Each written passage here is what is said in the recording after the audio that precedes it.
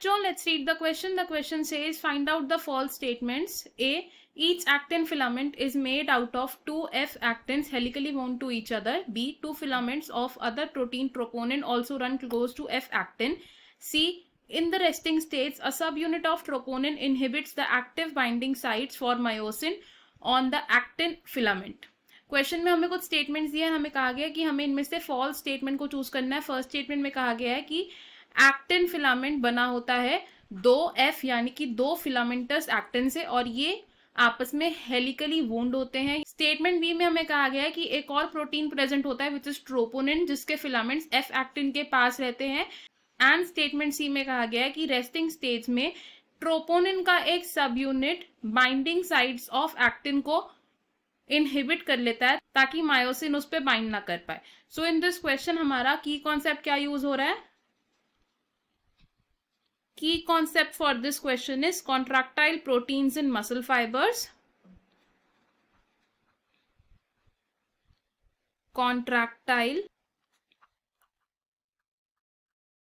Contractile proteins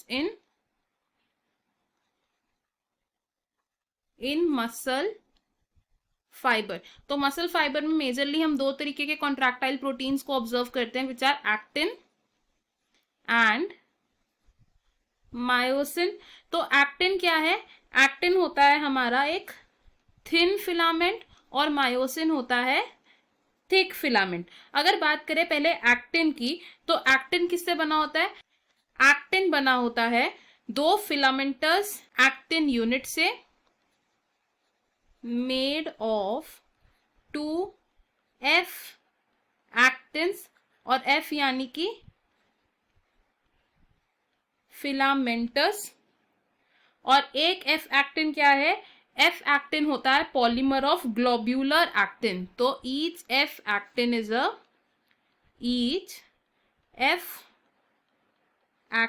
is polymer of G यानी कि globular actin. और ये जो F एक्टिन होते हैं ये एक दूसरे के साथ हेलिकली अरेंज्ड होते हैं इन अ स्पाइरल मैनर.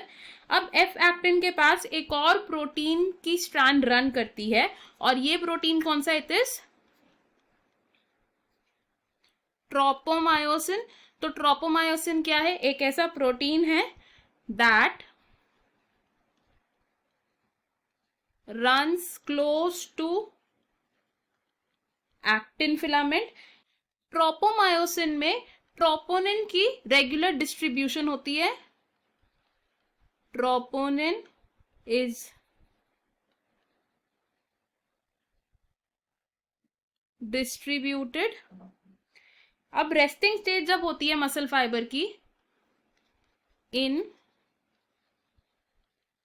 रेस्टिंग स्टेज, अब रेस्टिंग स्टेज में क्या होता है?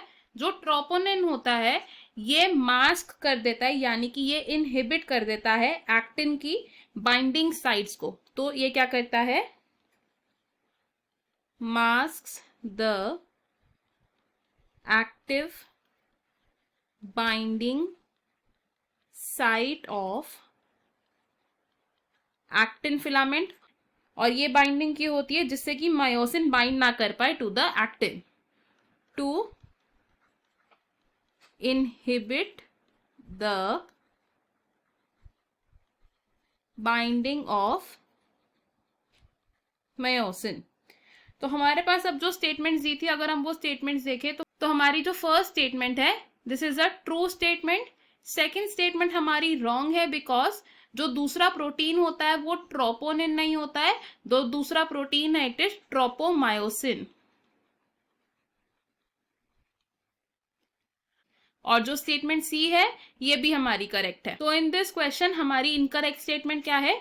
Only B. तो ऑप्शन बी होगा हमारा correct answer. Option A wrong होगा बिकॉज ए और बी दोनों स्टेटमेंट्स फॉल्स नहीं है बिकॉज ए स्टेटमेंट हमारी करेक्ट है. ऑप्शन सी रॉन्ग होगा बिकॉज ए स्टेटमेंट हमारी करेक्ट है. एंड ऑप्शन डी भी रॉन्ग होगा because the statement C is also correct. In this question हमारा करेक्ट और फाइनल आंसर है option B. I hope you understood it. All the best. Thank you.